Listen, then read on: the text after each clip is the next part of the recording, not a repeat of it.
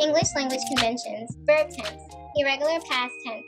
ACT Foundations, question 78.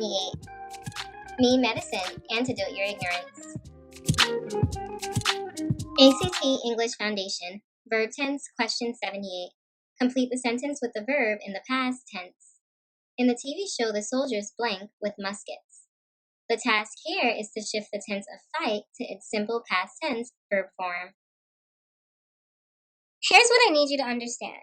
Most verbs are regular in the past tense. That means you follow a rule like add ed or add d to get the past tense form of the verb.